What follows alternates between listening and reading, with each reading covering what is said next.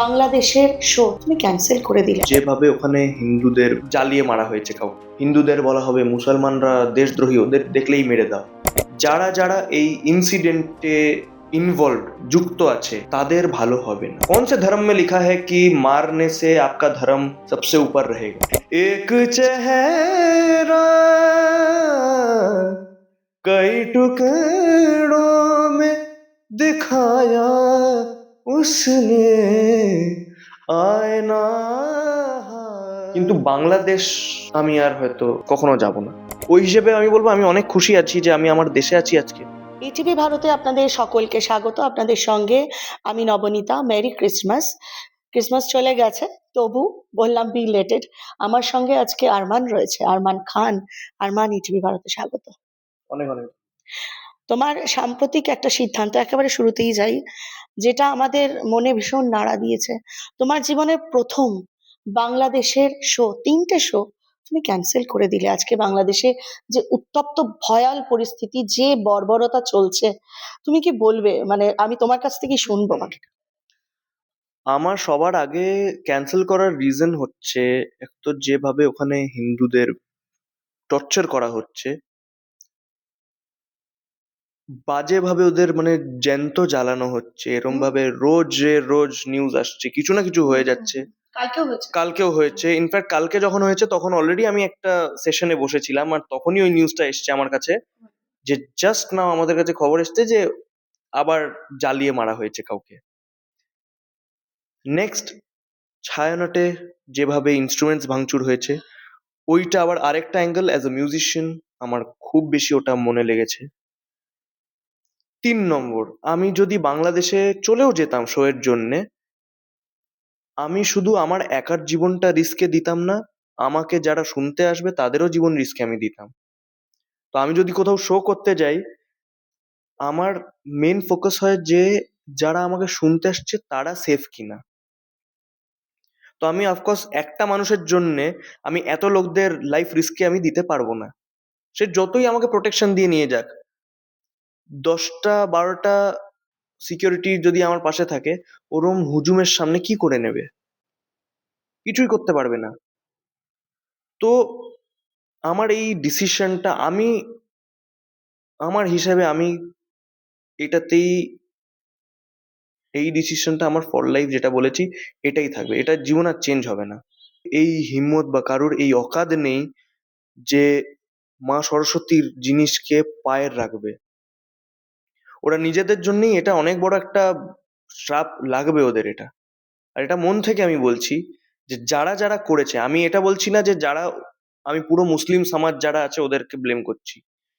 যারা যারা এই ইনসিডেন্টে ইনভলভ যুক্ত আছে তাদের ভালো হবে না, আর তাদেরকে পানিশ করা is very much necessary, so that this kind of incident does not take place anytime in the near future. কেন কি, এটা শুধু বাংলাদেশের জন্য আমি বলবো না, এটা আমাদের দেশের জন্যও বলবো। আমাদের দেশেও এরম অনেক শহর আছে, অনেক এরম জায়গা আছে যেখানে এখনো সেম এই পরিস্থিতি চলছে। আমি শুধু বাংলাদেশের জন্য বা বাংলাদেশের হিন্দু ভাইদের জন্য বা আমাদের মুসলমান যারা ভাইরা আছে তাদের জন্য আমি এটা শুধু বাংলাদেশকে পয়েন্ট আউট করছি না, এটা আমি আমাদের দেশেও পয়েন্ট আউট করতে চাই, যে আমাদের দেশে যে হিন্দু মুসলমান ভাইরা আছে ওদেরকে বাঁচাও। আগে যেমন ছিল, একটা হিন্দু ভাইয়ের উপরে কেউ যদি আওয়াজ তুলে দিত, 10জন মুসলমান এসে দাঁড়িয়ে যাবে, কেন এর উপরে আওয়াজ তোলা হচ্ছে, ও কি করেছে, খবরদার যদি এখনো ওকে এরম ভাবে হাত লাগিয়েছো বা কিছু করবে। আজকেও আছে, অনেক জায়গা আছে যেখানে হেল্প হয়, কিন্তু ওটা ওই আমার ওই ওই নাম্বারটা কমে গেছে। ওই আগের মতন ভালোবাসাটা ইজ সামহাউ ইটস মিসিং আমাদের দেশ। তোমার কি মনে হয়? আমি যেটা বলবো, it is totally political. Political এই জিনিসটা, যখন রিলিজিয়াস, যখন পলিটিক্যাল যারা লোকেরা আছে ওরা যখনই রিলিজিয়াস ওই জিনিসটা তুলবে, আর সব পলিটিক্যাল লোকের না, কিছু কিছু কমন লোকেরা আছে যারা ভালোবাসে ওই পলিটিক্যাল লিডারকে, তো ওদের কথা বলা মানে ওই পাত্থর কি লকির যেটা বলে দেওয়া হয় ওটা হয়ে যায়। আমরা যতদিন, আমি এখন 21 হয়েছি, এই বছরই আমি ভোট দিয়েছি। হুম। তো আমাদের এই যে জেনারেশনটা চলছে, তুমি আমাদের মেন্টালিটিতে ওই জিনিসটা ঢোকাতে পারবে না, হিন্দু মুসলিম আমাদের মাথায় আসবে না। না। কেন কি আমরা রিয়েলিটিটা দেখছি। এটা কাদের মাথায় ঢোকাচ্ছে? যারা খুবই আহ, মানে কনজারভেটিভ একদম মাথায়, ইনি বলে দিয়েছেন মানে এনারই কথা শুনতে হবে, এনাকে ছাড়া আর কাউকে শোনা যাবে না, ইনি বলে দিয়েছেন এটাই ঠিক, হুম। এই পণ্ডিতজি বলেছে, এই বাবা এই বলেছে, এই মৌলভি সাহেব এই বলেছে, একদম ঠিক কথা। মুসলমানদের বলা হবে যে হিন্দুরা একদম কাফির, ওদের এগেনস্টে একদম, হিন্দু দেখলেই একদম মেরে দাও। হিন্দুদের বলা হবে মুসলমানরা দেশদ্রোহী, ওদের দেখলেই মেরে দাও। তো এই জিনিসটা আমাদের দেশে যে সোকল্ড এখন সেকুলারিজম চলছে, ওটা সোকল্ড থেকে অ্যাকচুয়াল সেকুলারিজম, যখন একটা অ্যাকচুয়াল সেকুলার কান্ট্রি হবে, সেদিন হয়তো আমাদের দেশটা শুধরাবে। যে রেসলারদের ওরম মারা হয়েছে, কেন মারা হয়েছে ভাই? কি ভুল করেছে ওরা? দেশের নাম আগে বাড়াচ্ছে তো, কেন ওদেরকে হাত দেওয়া হবে ওদের উপরে? তো যারা দেশকে আগে বাড়াচ্ছে তাদের মারা হচ্ছে, আর যারা দেশকে পিছনে করছে তাদের মাথায় রাখা হচ্ছে। Exactly. আর তুমি তোমার দেশের জন্য বলতেও পারবে না। না। আর যদি বলে দিয়েছো, তো পলিটিক্যাল লোকদের খারাপ লেগে যাবে, আর যারা ওদের সাপোর্টার তাদেরও খারাপ লেগে যাবে। সো ওদের জন্য তুমি মানুষ না। এবারে এবারে তোমার পিছনে থ্রেটনিং দেবে তোমাকে, তোমার ফ্যামিলি নিয়ে কথা বলা হবে। ইনফ্যাক্ট আমি বাংলাদেশকে নিয়ে বলেছি, আমার তো মার দিদিদেরও এটার মধ্যে টানা হয়েছে। কেন? বলেছি তো আমি, ডিসিশনটা আমার, আমাকে বলো। ঠিক। আমি কি পিঠ পিছিয়ে চলে যাচ্ছি? আমার দেশে আমি গর্ব নিয়ে দাঁড়িয়ে আছি ডাঙ্কার চোটে, হিম্মত আছে তো বলো আমাকে। সোশ্যাল মিডিয়াতে ফেক অ্যাকাউন্ট দিয়ে লেখা আমার পেজে, বা আমার যে যেখানেই আমি বলছি এটা নিয়ে, পিঠ পিছে বলা হচ্ছে। পিঠ পিছে কেন বলবে? আমি আমার দেশে, আমি অ্যাকচুয়ালি সেফ ফিল করছি এই মুহূর্তে। হুম, হুম, মানে যা বাংলাদেশের কন্ডিশন, ওই হিসেবে আমি বলবো আমি অনেক খুশি আছি যে আমি আমার দেশে আছি আজকে। হুম। আমি হয়তো এখন যদি বাংলাদেশে হতাম, আমার আর মানে নামও নিশান, মানে কিছু করার আগেই আমি শেষ। মানে আমার কোনো হোপই ছিল না তাহলে বাংলাদেশ থেকে ফেরত আসার। আমার যে জানাশোনা, আমার ভাই হয় সিরাজ ভাই, কিভাবে বেঁচে ফিরেছে সেটা শুধু সিরাজ ভাই জানে। কতটা কষ্ট করে ফেরত এসেছে নিজেকে, এটা কত লজ্জার ব্যাপার ভাবো তো। মানে একটা আমি এই দেশের নাগরিক হয়ে ওখানে গিয়ে আমাকে আমার আইডেন্টিটি লুকাতে হচ্ছে। এটা দেশের দেশের জন্য কত একটা লজ্জার ব্যাপার হবে আমাদের। হুম। কি ভয় ভাবো। কেন কি আমি জানি ওখানে যদি আমি বলে দিই আমি ইন্ডিয়ান একটা সিটিজেন, ওখানে তো তুমি এক্সপেক্ট করবে না না ইমিডিয়েটলি ইন্ডিয়া থেকে কোনো সাপোর্ট গিয়ে ওকে বাঁচিয়ে বের করবে। না, না। সেই মুহূর্তে কাজ হবে তো। ইন্ডিয়া তো যদিও চায় ওখান থেকে ইন্ডিয়ানসদের আনার জন্য, গভর্নমেন্টের তো টাইম দরকার পড়বে। একদম তাই।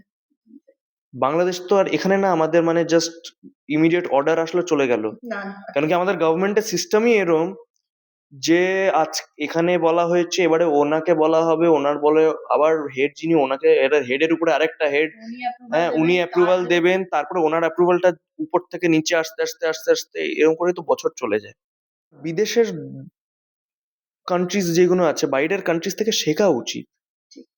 ওদের কালচারটা না নিয়ে ওদের রুলস যদি আনা হয় অনেক ভালো হবে।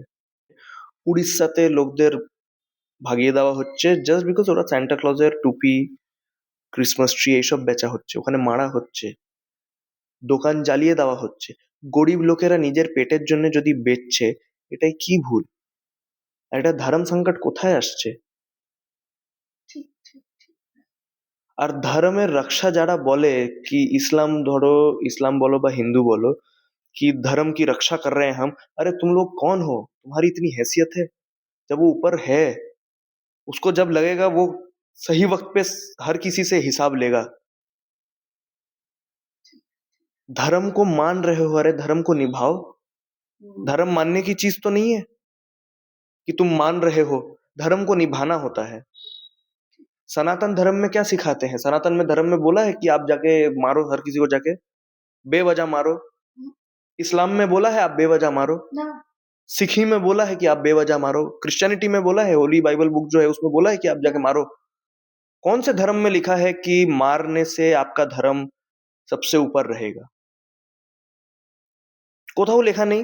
যারা কোরআনটা ভালোভাবে পড়ে, মন দিয়ে পড়ে, হুম যারা কোরআনকে সম্মান জানায়, হুম হ্যাঁ, প্রকৃত সম্মান জানায়, তারা কখনো নৃশংস হতে পারে না। পারে না।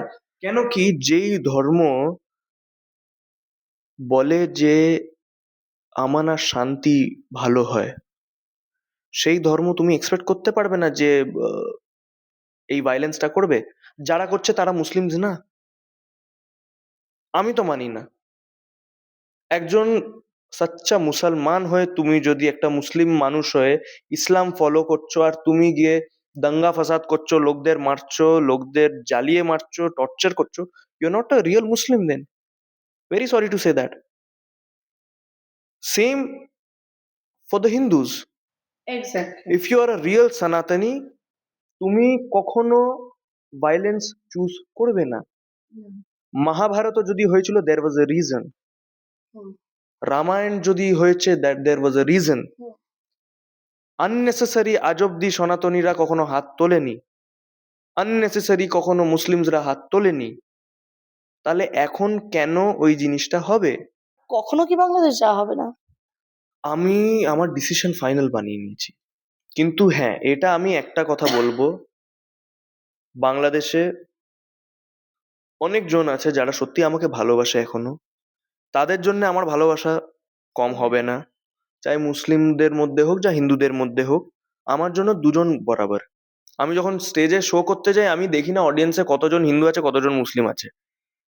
তা স্টেজে যখন বসছি আমি একজন আর্টিস্ট, তোমরা শ্রোতা আমাকে শুনতে এসছো, ওইটুকু হয়। তো একটা মিউজিশিয়ানের জন্য কখনো হিন্দু মুসলিম হতে পারে না। আর আমি এটাই বলবো বাংলাদেশে যারা দেখছেন, যারা আছেন, আমার আগের যারা শুনেছেন ইন্টারভিউস গুলো, আমি অনেকটা রাগে ছিলাম। কেন কি ওই সময় অনেক আমার সত্যি রাগ এখনো আছে। আমি বলবো না যে রাগ আমার চলে গেছে, এখনো রাগ আছে।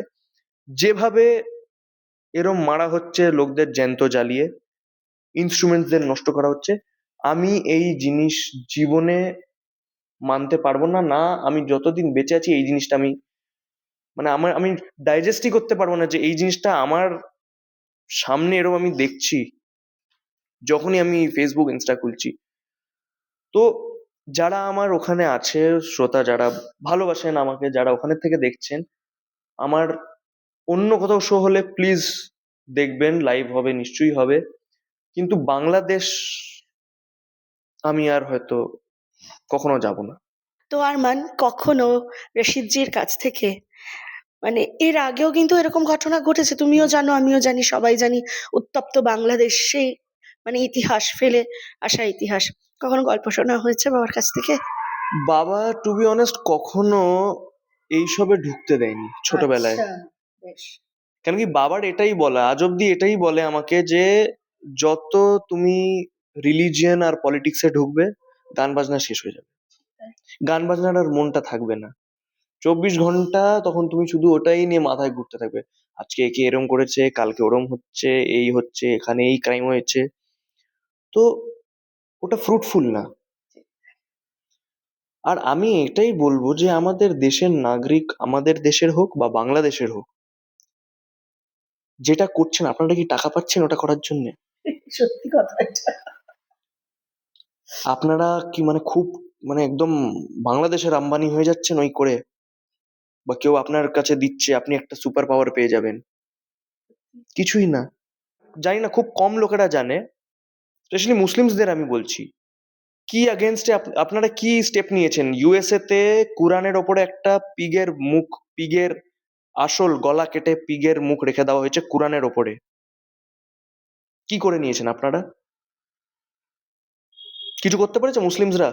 বাংলাদেশ হোক, পাকিস্তান হোক, ইন্ডিয়া হোক, কুরআনের ওপরে আমাদের একটা পিগের গলা কেটে রেখে দেওয়া হয়েছে। আর ইসলামে আমাদের পিগ কি হারাম, পোর্ক ইজ হারাম।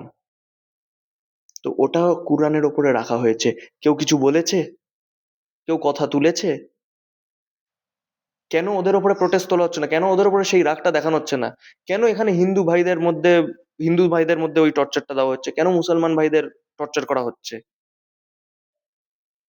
বাইরের লোকেরা মজা করিয়ে রেখে দিয়েছে আমাদের দেশের, আর আমরা নিজেদের মধ্যেই ঝগড়া করে মরছি। বাইরের লোকেরা কব আর কিছুদিন পর, আমি ওই দিনও দূর নেই যখন বাইরের লোকেরা এসে ঢুকে বসে থাকবে আবার আমাদের দেশে। হ্যাঁ, ব্রিটিশরা কি করে ঢুকেছিল? আস্তে আস্তে করেই তো দেশে ঢুকে ঢুকে চাকরি ঢুকে ঢুকে, বসেছিল। হ্যাঁ। আর কখন স্ট্রাইক করেছে? যখন দেখেছে ঠিক সময়। আর এই হিন্দু মুসলিম কবে থেকে চলছে? ব্রিটিশ রাজ থেকে। একদমই। ডিভাইড এন্ড রুল কার কার প্রপাগ্যান্ডা ছিল? এটা কার কার আইডিয়া? একজনই দায়ী, সেটা হচ্ছে ব্রিটিশার্সরা। হুম, ব্রিটিশার্সদের মাথায় এসছে এদের, কেন কি তখন দেখেছে যে হিন্দু মুসলিমরা দে আর সো ক্লোজ, এরা তো ভাইদের মতন থাকছে, এদের তো আলাদা করা যাবে না। না। তো এবার আলাদা কি করে হবে? আমি ওদের সাইডে হয়ে যাচ্ছি, তুই ওদের সাইডে থাক। হুম, দুটো ব্রিটিশার দুদিকে গেছে, হিন্দুদের মুসলিমদের জন্য ভরকালো, মুসলিমদের হিন্দুদের জন্য ভরকালো। ফায়দাটা কে তুললো? দেশের আজকে সোনা গয়না, এত টাকাওয়ালা দেশ, আজকে কোথায় আছি আমরা? ঠিক, ঠিক। জায়গা জায়গা গিয়ে দেখো শুধু গরিবি। হুম, এমন একটা আমরা ইন্ডিয়াতে থাকছি যেখানে লোকের মোটিভ কি? হিন্দু মুসলিম করা। এমন একটা দেশে থাকছি যেটার কোনো ভিশন নেই। অন্য দেশে ডেভেলপমেন্ট হচ্ছে, আমাদের দেশে কেন হচ্ছে না? এইটা নিয়ে কেন কথা হচ্ছে না? হুম, আর আমরা যারা ইউথ আছি, আমাদের রাইট আছে এটা জানার। অ্যাবসলিউটলি।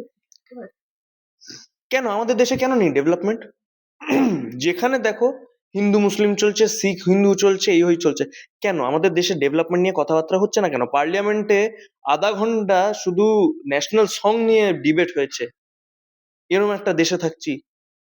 পার্লামেন্ট এরম একটা জায়গা না যেখানে তুমি একটা ন্যাশনাল সং নিয়ে তুমি ডিবেট করবে, আর তাও আধা ঘন্টা। কতটা ইউজফুল ভাবো? একটা পার্লামেন্টে আধা ঘন্টা ধরে কন্টিনিউয়াস কি নিয়ে? জাতীয় সঙ্গীত হ্যাঁ, গাইছেন। আমাদের পলিটিক্যাল লিডার যতজন আছে, আমি শুধু একটা জিনিস জিজ্ঞেস করব, সব পলিটিক্যাল লোকদের জিজ্ঞেস করছি, নট এনি সিঙ্গল পার্টি, সবাই যতজন পলিটিশিয়ান আছে, আমাকে সবাই আমাদের রাষ্ট্রীয় সঙ্গীতটা গেয়ে শোনান, including MLS, MPs, ministers, everyone. National anthem তো সবাই জানে, ঠিক আছে, ওটা কেন কি রোজ গাইছো? হুম, ন্যাশনাল সংটা গেয়ে শোনাও। আর কে লিখেছে ন্যাশনাল সং? কোথায় গেল কালচার? কোথায় গেল ওই লোকরা যারা এই জিনিসের আগেনস্টে ছিল? ওই লিটারেট লোকেরা কোথায় গেল এখন? কলকাতা জানা হতো ফর দ্য এডুকেটেড পিপল। একটা সময় ছিল, না বম্বে ছিল না দিল্লি ছিল, it was only West Bengal, only Kolkata, একদম। যেখানে এক একটা বাড়িতে সংস্কৃতি, এডুকেশন সবার ওয়াজ বাড়িতেই প্রায় হারমোনিয়াম। ম্যান্ডেটরি। সব বাড়িতে তুমি পাবে। বাড়িতে হারমোনিয়াম আছে মানে দারুণ ব্যাপার। সব বাড়িতে হারমোনিয়াম পেতে, সব বাড়িতে এরম মোটা মোটা বই, হুম, সব বাড়িতে লিটারেসি রেট ফুল। কেন আজকে ওই বাংলা, ওই আমাদের মাটি এরম পিছড়া হুয়া কেন? অ্যান্ড টু বি অনেস্ট, আমি সব এই যে ইলজামগুলো আমি পলিটিশিয়ানদের উপরেও থপবো না। কোথাও না কোথাও আমরা যারা কমন, আমরা সিভিলিয়ানস, আমাদেরও এই জিনিসটা দেখা দরকার। আমাদেরও ডিউটি, আমাদেরও কাজ এটা, এই জিনিসটাকে বরকরার রাখা আমাদের কাজ ছিল। এতগুলো যে আহ, মানে দল খুলে গেছে এখন, হুম, যেখানে দেখো এখানে এই দল, এখানে ওই দল, হ্যান ত্যান এইসব। তোমরা দল বানাচ্ছ খুব ভালো, একটু ওই দলটা যদি বানিয়েছো তোমার কাছে, তাহলে পাওয়ার আছে লোকের হেল্প করার। ঠিক তাই। তোমরা যারা ক্রিশ্চিয়ান এই ক্রিসমাসে এরা যদি স্যান্টা ক্লজের ওই ক্রিসমাস ট্রি বেচছে, স্যান্টা ক্লজের টুপি, জামা, খেলনাপত্র বেচছে, তুমি দেখছো যদি ওদের এই বেচে টাকা কামাচ্ছে, হেল্প কেন করছো না? একদমই তাই। হুম, ওদের দাও, তাহলে কাজ দাও, মন্দিরে কাজ দাও, মসজিদে কাজ দাও, মাজারে কাজ দাও। কেন ভিখারি ভিক্ষে চাইবে আমাদের দেশে? কেন চাইবে ভিক্ষে? কেন চাইবে? হুম, কাজ নেই কেন? কাজ নেই বলে ভিক্ষে চাইছে আজকে লোক। একদম। কাজ যদি থাকে তাহলে ভিক্ষে চাইতে হবে না। তো সেই কাজটা দাও, এত দল না বানিয়ে। আর যদি দল বানাচ্ছ ভালো কজে ইউজ করো, হিন্দু মুসলিম করে ঝামেলা করো না। আরমানের কাছে এবার জানতে চাইবো যে প্রথম মঞ্চে গান গাওয়া মনে পড়ে? কত ছোট বয়সে? আমার প্রথম মঞ্চে গান গাওয়া হচ্ছে যখন আমি 3-4 বছরের ছিলাম, বাবার সাথে বসেছিলাম খুব জেদ করে। এটা হচ্ছে তোমার রামকৃষ্ণ মিশন, কোথাকার? কলকাতার, আমাদের গোলপার্ক রামকৃষ্ণ মিশন। তো খুব জেদ করে, একদম ছোট তখন, ডাইপার পরতাম আমি, হ্যাঁ 2-3 বছর বয়স হবে, ওরমই হবে। তো খুব জিদ করে চড়ে গেছি স্টেজে। স্টেজে চড়ে যাব, মাইক নিয়ে টানাটানি করছি যে আমিও গাইবো। বাবার সুরমণ্ডল মাইকটা যেটা লাগায় বাবা, ওটা was the only mike which was of my height, একদম মাটির সাথে লাগাতো। ওটাই নিয়ে আমি সা করে যাচ্ছি, মানে নিজের মতন করে যাচ্ছি। হ্যাঁ, বাবা ওখানে বসে আছে। তো বাবু আঙ্কেল বলে একজন আছে আমাদের অডিও সেন্টারের, হ্যাঁ, এই স্টোরিটা লিটারালি সবার থেকে আমি শুনেছি, কিন্তু মেন যে লোকটা দেখেছে সেটা হচ্ছে আমাদের অডিও সেন্টারের বাবু আঙ্কেল। উনি আমাকে বলছে, বাবু জানিস, ছোট ছিলিস, আমিই ছিলাম যে তোর সাউন্ড করেছি প্রথম। তো এবারে ওইরকম স্টেজে বসে বাবার সাথে গান বাজনা হয়ে গেল। তো এবার না বাবার পিছনে চলে গেছি, হামাগুড়ি দিতে দিতে পিঠে পিছনে গিয়ে, এবার বাবা গাইতে গাইতে দেখে ছেলে গায়েব, ছেলে নেই স্টেজে। তো আমার একজন গুরু ভাই আছে কৃষ্ণা বলে, হ্যাঁ, বড় হয় আমার থেকে। এবার আমি বাবার পিঠে গিয়ে মাথা লাগিয়ে ঘুম, বাবা গাইছে, আমি ঘুমিয়ে গেছি। এবার বাবা টেনশনে, হ্যাঁ, সুমুল টুমুল রেখে দেখছে কোথায়। কৃষ্ণা ভাইয়া বলছে, হিলিয়ে মত, পিছে হি সো রা হ্যায়, আপ গাইয়ে গাইয়ে আপ। তো ওটা আমার প্রথম হলো। আর তখন অত কিছু বুঝতাম না। আর এমন এমন সময় গেছে, এই ডোভার লেনে তখন ওপেন ছিল, নজরুল মঞ্চ বন্ধ হয়নি তখন, ওই টাইমের কথা। ঠান্ডার মধ্যে শুয়ে আছি, সাহেব মামা, সাহেব চ্যাটার্জি আমাদের মামা বলে বলি। তো সাহেব মামা ফ্রন্ট রোতে বসে, মা আমার লেফট সাইডে, আমি মাঝখানে, সাহেব মার মাঝখানে বসে আছি। বাবা তান মারলো, এমন তান মারলো, আমি আমার জুতো খুলে নিয়ে ছুঁড়ে ফেলে দিয়েছি, ভয় পেয়ে গেছি। হ্যাঁ, তো মা আগেই বলে দিয়েছে, বলে ছেলেটা আমার উপরেই গেছে, এর গান বাজনা মনে হয় হবে না। কেন কি, বাবার তান শোনা মানে আমি কাঁদবো। বাবা একটা টেনে তান মেরে দিচ্ছে, আমার কান্না শুরু, আর ওই কান্না থামবে না। সে কিছু করে, বাবা বেচারা করে কিছু করে, সাহেব মামা ঘুম পাড়িয়ে দিল তারপরে আমাকে নিজের কোলে। আমি সামনে, বাবা গান গাইছে, আমি ঘুম। তারপরে অনেক লোকেরা জিজ্ঞেস, ও কি হয়েছে? আর এমন বাজে হয়েছিল ওই ব্যাপারটা, ওই ওখানে এই রামকৃষ্ণ মিশনেরই কিছু মহারাজরা এসেছিল, ওরা পিছনে বসে আছে, হ্যাঁ। এবার ওই মোজার জুতো এরকম খুলে ফেলেছি, তো এবার ওনাদেরই উপরে গিয়ে পড়েছে। এবার মা তো ওখানে গিয়ে, মানে মা লিটারালি বলে, মা আর আমার রিলেশনটা হচ্ছে শিনচেন আর শিনচেনের মা। মানে যেমন শিনচেন কিছু বলে, মা সরি সরি সরি সরি, না না আমার ছেলে ভুল করেছে। তো মা আর আমার রিলেশন ওরও, আমি ছোটবেলাতে কিছু করতাম, বাচ্চা ছেলে তো সরি সরি সরি, না না আবারই ভুল হয়েছে, ভুল করে গেছে। তো পুরো শোতে মা সব মহারাজদের থেকে ক্ষমা চাইছে, আমার ছেলে একটু বাচ্চা তো। এবার ওরাও বেচারা বুঝতে পেরেছে, হ্যাঁ বাচ্চা আছে, কি আর বলবো, হ্যাঁ এইটুকু জুতো, এইটুকু সেই size। আরমান হ্যাঁ। ওইটুকু জুতো সাইজ যখন, তখন ওই কাণ্ড স্বাভাবিকভাবে সবাই ক্ষমা করে দেবে। আর সেই আরমান আজকে ইন্টারভিউ নিতে হচ্ছে আরমানের। আরমানের কথা আজকে না, না। কত গুরুত্বপূর্ণ, আরমানের সিদ্ধান্ত আজকে কত গুরুত্বপূর্ণ। বাবার দেওয়া কোন কথা অক্ষরে অক্ষরে এখন মেনে চলো? বাবার এরম অনেক কথা সবসময় আছে, মেনে চলো, সব right? সময় একটাই বাবা কথা বলে, যে কখনো নিজের, এই যে আমি সাধনা করছি গান বাজনা, গান বাজনাকে কখনো না ধোঁকা দিই আমি কখনো। গান বাজনা হচ্ছে আমাদের জন্য এমন একটা জিনিস, যেটা আমরা পুজো পাঠ করি, এটা হচ্ছে আমাদের পুজো পাঠ। তো সব সময় বলেছে, मतलब हिंदी में वो बोलते हैं कि हमेशा अपने गाने बजाने की तरफ सच्चाई दिखाना, बस उससे कभी झूठ मत बोलना। जिस दिन अपने गाने बजाने से तुम झूठ बोल दोगे, अपने कला से झूठ बोलोगे, वो कला और उस दिन तुम्हारी नहीं रहेगी, वो तुम्हें छोड़ के चली जाएगी। चाहे तुम कितने भी बड़े आर्टिस्ट बन जाओ, कितने भी कुछ बन जाओ, कला किसी का नहीं होता है, कला हर किसी का होता है। पर वो किसी एक का अगर उसने मान लिया, और ওর মধ্যে ওই ঘামন্ডটা চলে, ये तो मेरा ही है, যেই দিন ওই ঘামন্ডটা চলে এসছে, ওই দিন কালা তোমাকে ছেড়ে চলে যাবে, and you will be nowhere to be found। এই একটা জিনিস আমি খুব মেনে চলি। আর সব সময় বলেছে মাটিকে না ভুলতে। কখনো নিজের মাটিকে ভুলবে না। যার জন্য আজকে দাঁড়িয়ে আছো, যেই জায়গায় দাঁড়িয়ে আছো আজকে, সেটা তুমি যদি দাঁড়িয়ে আছো সেটা তোমার মাটির জন্য। ওই মাটিকে কখনো ধোকা দেবে না। তারকাপুত্র হওয়ায় কি বেশি কখনো মানে কখনো কি এক্সট্রা সুযোগ পাওয়া গেছে, হয়েছে বা নিয়েছো? এক্সট্রা সুযোগ আমি বলবো না যে পাওয়া গেছে, কেন কি উস্তাদ রাশিদ খানের ছেলে হয়েও আমি স্ট্রাগল দেখেছি। এমন এমনও সময় গেছে যখন আমি সোর্স পেতাম না। আর বাবাও এমন এমন সময় আমাকে দিয়েছে যে এখন তোর সময় হয়নি, তুই করবি না। আজ অব্দি কোনো অর্গানাইজার এটা বলতে পারবে না যে বাবা আমার জন্যে বলে দিয়েছে যে আমার ছেলে আছে, ওকে গাওয়াও। কখনো না। বাবার সবসময়, বাবার ফার্স্ট প্রায়োরিটি হচ্ছে বাবার ছাত্র, যারা আমার থেকে বয়সে বড়। তো বাবা সবসময় এটাই আমাকে আজ অব্দি বলে আসে যে তোরও আগে হক ওদের হয়। তুই যেই স্টেজেই যাবি, ওই স্টেজে আগে হক ওদের হয়, কেন কি ওদের আমি আগে শিখিয়েছি, ওরা তোর থেকে বড় হয়।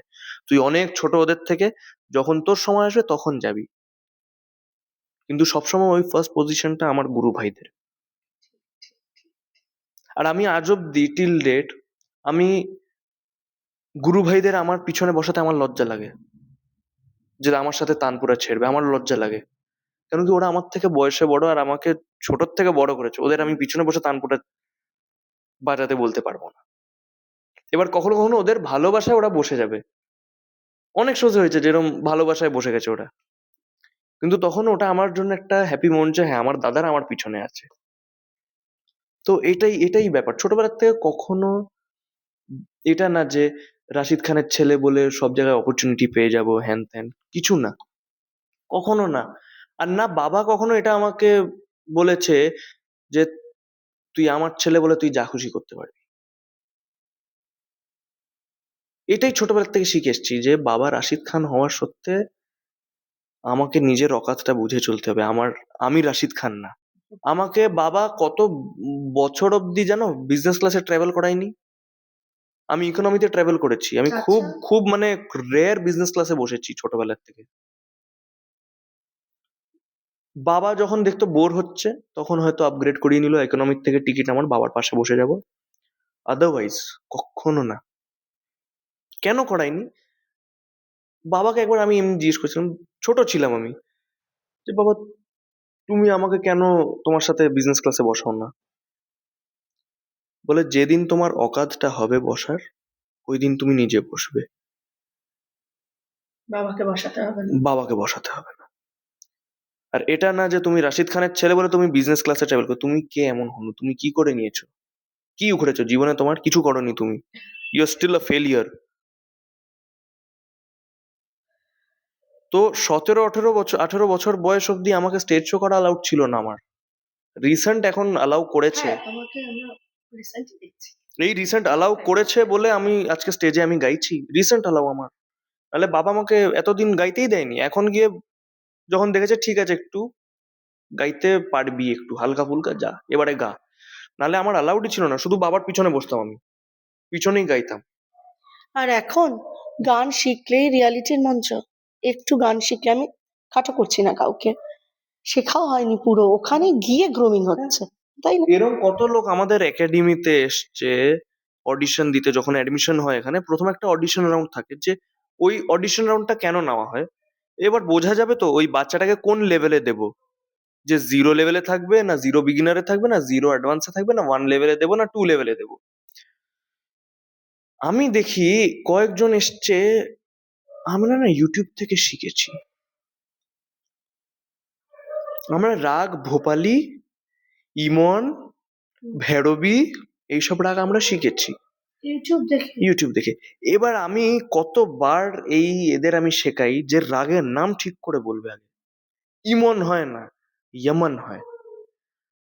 ভৈরব হয় না, ভৈরব হয়। ভোপালি হয়। তো রাগের নাম আগে ঠিক করে নাও, তারপরে রাগটাকে গাও। তুমি তো রাগের নামই ঠিক বলছো না। তো এরম লোকেরাও আজকাল উঠে এসছে। আর গান বাজনা টু বি অনেস্ট এখন যা পরিস্থিতি দেখছি খুবই মানে ঢালানে যাচ্ছে। সবাই everyone right now in our country is after Bollywood. আর যারা ইন্ডিপেন্ডেন্ট মিউজিক করছে, again ইন্ডিপেন্ডেন্ট মিউজিক যারা এখন করছে, it's an influence of America, US থেকে। জাস্টিন বিবার, লেডি গাগা, এরা সবাই ইউএসএ তে, হলিউডে গান গাওয়ার কালচার নেই। So in USA every one is an independent singer, ওরা নিজস্ব একটা জায়গা ক্রিয়েট করেছে। বব মার্লে বলে নাও, again Bob Marley is from আফ্রিকার সাইড থেকে। তোমার Justin Bieber, lady Gaga, Michael Jackson, হ্যাঁ। তো এরা সবাই সবাই এরা ইন্ডিপেন্ডেন্ট মিউজিক করে নাম করেছে। আমাদের দেশে ইন্ডিপেন্ডেন্ট মিউজিক যারা করে খুব একটা নাম হয় না। না তো, যতক্ষণ তুমি বলিউডে না গাইছো, ইউ আর নো ওয়ান। হারিয়ে যায়। আর ইন্ডিপেন্ডেন্ট মিউজিক যারা করছেও, একটু সুরে গাও, তাকে লোকেরা ভালোবাসুক। আরে মানে তুমি নিজে নিজেকে শোনো, একটু প্র্যাকটিস করো। Why doing riyaz is so necessary. একটা ক্লাসিক্যাল মিউজিশিয়ান নিজের আখরি স্টেজ অব্দি রেয়াজটা ছাড়ে না। কেন? কেন কি ইটস লাইক এন এক্সারসাইজ। তুমি ওটা এক্সারসাইজ, আমরা ওয়ার্কআউট যেমন করে জিমে যারা যায় এরম বডি বানিয়ে চলে আসে, কেন? ওয়ার্কআউট করছে, ওই মাসেলের উপরে কাজ চলছে। তো আমাদের জন্য ওয়ার্কআউটটা কি? গলায়। রেয়াজটাই করতে হবে আমাদের, সেটা ওয়ার্কআউট হবে আমাদের। তো আজকালকার জেনারেশন, আগেন কলকাতার আবার এই টপিক আসছে, শাস্ত্রীয় সঙ্গীত হর ঘর মে থা, হারমোনিয়াম সবার বাড়িতে ছিল। আজকে গিয়ে দেখো এইসব কিচ্ছু নেই। আজকালকার যারা একটু মিডল এজেড লোকেরা, তারাই বলে আমরা অত ক্লাসিক্যাল মিউজিকের ফন্ড না, কি ধীরে ধীরে করে। আমি বলছি, তো তোমার বাবারা যারা ছিল, দাদুরা যারা ছিল, তারাও কি সেম বলবে? আমি ইংলিশ গান শুনি, I just listen to Bob Marley, হ্যাঁ, এইসব গান শুনি, মাইকেল জ্যাকসনের শুনি আমি, হ্যান ত্যান শুনি, লেডি গাগা, টেলর সুইফট, বিলি আইলিশ, এদের ছাড়া আমি শুনি না। আমার একটাই কোয়েশ্চেন, ওয়েস্টার্ন ক্লাসিক্যালও কিন্তু নতুন কিছু না, ইটস ওল্ড। তোমরা তো ওটাও শোনো না, ওটাও জানো না what is western classical, blues কি হয়, জ্যাজ কি হয়, এটাও এটাও জানো না তোমরা। তো তোমরা কিভাবে নিজেকে একটা ওয়েস্টার্ন লিসনার ভাবছো? শুধু জাস্টিন বিবারের হে বেবি শোনা is not western music, that's pop culture, ওটা আলাদা একদম। ওটা মানে ইয়াংস্টারদের একটা হাইপের জিনিস। ওয়েস্টার্ন ক্লাসিক্যাল কি হয়, এক একটা স্টাফ নোটেশনস মুখস্থ করা, লেখা। কটা লিটারেট মিউজিশিয়ানস আছে আমাকে বলো তো, যারা স্টাফ নোটেশনস পারে? আমি নিজে পারি না, কিন্তু আমার শেখার এটা আছে। আমি দেবজ্যোতি মিশ্র আঙ্কাল, আমি জেঠু হয় আমার, ওনার থেকে আমি কত কিছু শিখতে পেরেছি ওয়েস্টার্নের। আমাদের দেশের ডিরেক্টরসরা খুব গিনাচুনা ডিরেক্টর, যাদের আমি সত্যি খুব ভালোবাসি, যারা গান বাজনা জানে। রাগদারির সমাজ আছে, তার মধ্যে হচ্ছে ইন্দ্রদীপ আঙ্কল, রাগদারির খুব সমাজ। দেবজ্যোতি জেঠু, দেবু জেঠু আমরা বলি, রাগদারির সমাজ আছে। টু এন এক্সটেন্ট জিৎ আঙ্কলের ওই রাগদারির সমাজ আছে। বিশাল মিশ্রা, বিশাল ভাই, সালিম সুলেমান, প্রীতম। তো এরম কিছু কিছুই ডিরেক্টরসরা আছে। Sanjay Leela Bhansali is a very good music director. Apart from being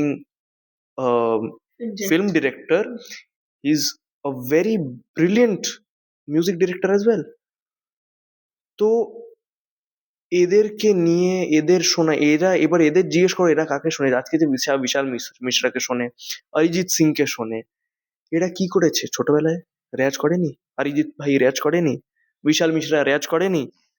ঘন্টার পর ঘন্টা তানপুরা হারমোনিয়াম নিয়ে বসে থাকতো, শুধু রেয়াজ করছে। আজকে বিশাল মিশ্রা, অরিজিৎ সিং, পাপন, এরা এমনি এমনি হয়নি, রিজন আছে। আজকে এরা ওই লেভেলে পৌঁছেছে, মেহনত করেছে। এই যে সাম্প্রতিককালে আমরা বেশ কিছু ঘটনা দেখছি, মানে যেটা অনেকের সঙ্গেই ঘটছে। কদিন আগে লগ্নজিতার সঙ্গে হলো, তারপরে মধুবন্তীর সঙ্গে হলো, কৈলাস খেরের সঙ্গে হলো। তো লগ্নজিতা দির সাথে ওটা যেটা হলো, ওটা আমার মাথায় জাস্ট স্ট্রাইক করলো। তোমার বললে এখন কি সেকুলার গান গাও। হ্যাঁ, এগুলো কেন হচ্ছে? মানে এগুলো কেন? কি মনে মেন্টাল করো তুমি? পেশেন্ট এরা, একদমই তাই, মানসিক বিকার। কিছু করার নেই। এদের ওষুধ দাও, এদের কিছুদিন একটু এমন পরিবেশে নিয়ে যাও, ঋষিকেশ টিষিকেশ সাইডে চুপ করে বসাও, এদের একটু গঙ্গার জল দিয়ে চান করাও, যদি একটু মাথাটা ঠিক হয়। এদের মেন্টাল প্রবলেম, আর কিছু না। একদম। পিকে তে ওই বলে না রং নাম্বার লাগ রাহা হ্যায়, হ্যাঁ, এরা হচ্ছে ওই পিকের রং নাম্বার লোকেরা। এদেরকে আমি সত্যি, সব আর্টিস্টদের যাদের যাদের এরকম হ্যারেস করেছে, ওদের সাথে কেউ দাঁড়াক না দাঁড়াক আমি আছি। কেন কি, কালকে হয়তো আমার সাথেও হবে, আর আমার সাথে এখন হচ্ছে। ইনফ্যাক্ট এই বাংলাদেশের এই মুসলিমসরা, এবার এরা কি হয়, কিছু মুসলিমদের জন্য পুরো মুসলিম সমাজ খারাপ হচ্ছে। ঠিক। ওই চাঁদ ট্রোলার্স যারা আমাকে গালিগালাজ দিচ্ছে, আমাকে উল্টোপাল্টা কথা বলছে, যারা বলছে ইসলাম ছেড়ে দিতে, ওই চাঁদ লোকের জন্য আমি পুরো ইসলাম সমাজকে আমি বলবো না যে ওরা খারাপ। যারা হিন্দুরা কখনো কখনো আমাকে, অনেক সময় হয়েছে আমার একটা ইন্টারভিউতে দেখে ওদের খুব খারাপ লেগেছে, যেহেতু আমি একটা এমন টপিক নিয়ে উঠিয়েছিলাম হিন্দু মুসলিমদের, হিন্দুদের কিছু কিছু খারাপ হয়েছে, যে ওই চাঁদ হিন্দুরা যে আমাকে ওরম ট্রোল করেছে, ওদের জন্য আমি পুরো হিন্দু সমাজকে আমি অফকোর্স আমি দোষ দেব না। না তো, একেবারে না। আমি জানি আমার জন্য হিন্দুরা কি, আমি জানি আমার জন্য মুসলিমসরা কি, আর কি মাইনে হয়, কি মাইনে দেয় ওরা, ওদের থেকে আমাদের কি কি শেখা আছে ওই দুটো ধর্ম দিয়ে। তো এটাই আমি বলবো, এই যেটা লগ্নজিতা দির সাথেও হয়েছে, যে সেকুলার গান গাও, বা কৈলাশ খেরজির সাথে হয়েছে, আমি এদের এটাই বলবো, যদি বেশি করে স্টেপ নাও, যদি তোমাকে হ্যারাস করছে ডাবল হ্যারাস করো, আর যদি দেখছো যে অন্যদের সাথেও হচ্ছে, প্লিজ এই দেশে আমাদের বাংলার মাটির থেকে আমি বলছি, আমাদের এখান থেকে এই জিনিসটা স্প্রেড করো। এরা মেন্টাল পেশেন্ট, এদের ইলাজ করাও, ডক্টরস দেখাও, সাইকেট্রিস্ট দেখাও, এদের অ্যান্টি ডিপ্রেশন পিলস দাও। এরা খুব ডিপ্রেসড লোক, আমাদের এটা লাইটলি নেওয়া উচিত না। Depression is a very bad illness. চিকিৎসা আছে, চিকিৎসা কাউন্সিলিং আছে, আমি আছে। বুঝতে পারছি না লোকেরা কেন, এদের কেন ওষুধ দেওয়া হচ্ছে না। ঠিক তাই। এদের ওষুধ দরকার, এদের ঝগড়াঝাটি করে লাভ নেই। আমি যেটা বুঝেছি এই এক দুদিনে, আমি মানে যা এই লোকদের বুঝে গেছি না, আমার থেকে বেশি আর কেউ বোঝেনি হয়তো। এই মুহূর্তে আমার ইলাজটা হবে কিভাবে জানো? হ্যাঁ, আরমানের একটা গান দিয়ে, এবং দর্শক শ্রোতা বন্ধুদেরও একটা ইলাজ হবে। একটা একটা ঠুমরি দিয়ে আমি এই পুরো ইয়ে করবো।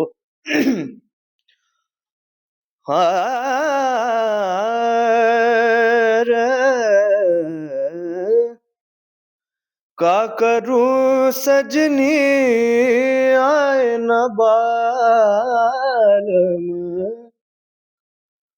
का करूं सजनी आए न बालम।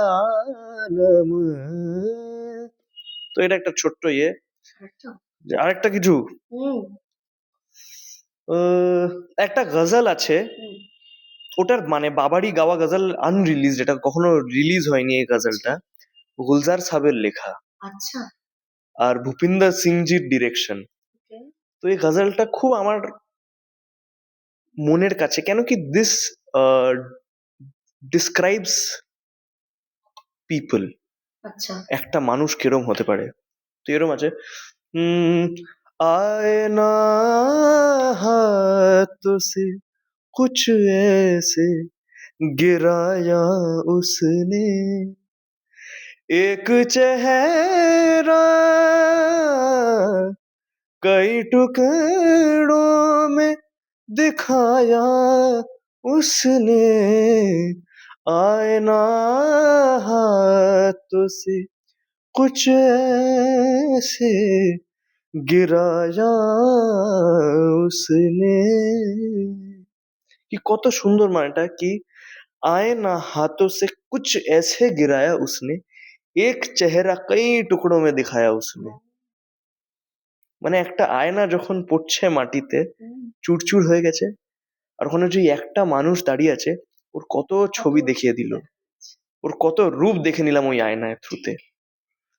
তো আজকে আমাদের দেশেরও এই অবস্থা, কারুর ওপরে ভরসা রাখা যাচ্ছে না বা রাখছে না, যেদিন আমরা নিজেদের লোকেদের ভরসাটা আমরা নিয়ে নেব, সেদিন এই ঝামেলা ঝাঁটি দাঙ্গা ফাসাদ সব বন্ধ হয়ে যাবে। এক দুদিনের পরে ভরসা করা শুরু করুন, এই ভায়োলেন্স বন্ধ করুন, আগের মতন ভালোবাসা দিয়ে থাকুন, নিজেরও উন্নতি হবে, দেশেরও উন্নতি হবে, আর মাথাটা ঠিক থাকবে। খুব ভালো লাগলো আরমান তোমার সঙ্গে কথা বলে। সেই সকাল থেকে তোমার সঙ্গে যোগাযোগ করার চেষ্টা করেছি, বাপরে বাপ। ফাইনালি পেয়ে গেছিলাম Finally. আরমানকে। আরমান, ভীষণ ভালো থেকো। Thank you. নিজের জেদ, নিজের সিদ্ধান্ত, নিজের সুর নিয়ে আমি কিছু বলবো না, সেটা তুমি, তোমার বাবা ছিলেন, আছেন আছেন, সব সময় তোমার সঙ্গে, আমাদের মধ্যেও আছেন একদম। রশিদ জি। রাশিদ খান কার কাছে নেই, এটা আমি শুধু জানতে চাই। এক্স্যাক্টলি, সব বাড়িতে রাশিদ খান কার কাছে নেই? সবার বাড়িতে রাশিদ খান আছে। প্রেমে রশিদ খান, দুঃখে রশিদ খান, ভালোবাসা, আমি তো বললাম প্রেমে, একদম। ভালোবাসায়, দুঃখে, সবেতে সবাইকে। রাশিদ খান আছে। লোকেরা দুঃখী হলে রাশিদ খানকে শুনছে, দুঃখীরা যারা দুঃখীর থেকে খুশি হচ্ছে তারা রাশিদ খানকে শুনছে। তো রাশিদ খান এমন একজন মানুষ, উনি সবার সাথে আছেন আর থাকবেন, এটা কোনো ধরা নেই। হ্যাঁ, একটা আমরা এটা মানতে পারি যারা এখন ওনার ফ্যান্স আছি, যারা সবাই আছে ওনার ভালোবাসা যারা আছে, ওই একটা ফ্রেজ গেছে আমাদের জীবনের একটা, যেটা খুব বাজে ছিল, একটা বাজে স্বপ্ন হয়ে ওটা ভুলে যান। রাশিদ খান হয়তো আবার আসতে পারে, আপনাদের সামনেই হবে, গড নোজ। হয়তো এটাও নিউজ আসতে পারে যে রাশিদ খান উনি এসে গেছেন, আমাদের সাথে আছে। ওহ, একটা অনুরোধ করবো, বলো বলো। আও বেজাব তোমার সাজে। হুম। আ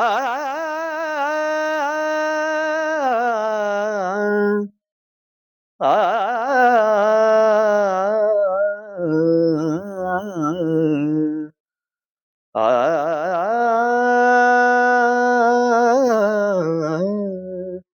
तरनु आओगे जब तुम साजना, अंगना फूल खिलेंगे, बरसेगा सावन, बरसेगा सावन, झूम झूम के, दो दिल ऐसे मिलेंगे, आओगे जब। আরমান আজকে আমাকে ভাসিয়ে দিল। খুব ভালো থেকো আরমান, আশীর্বাদ করো একদম। অনেক অনেক আশীর্বাদ তোমাকে, best wishes. Thank you. Thank you so much. Nabanita Dattagupta report, ATV Bharat, Kolkata.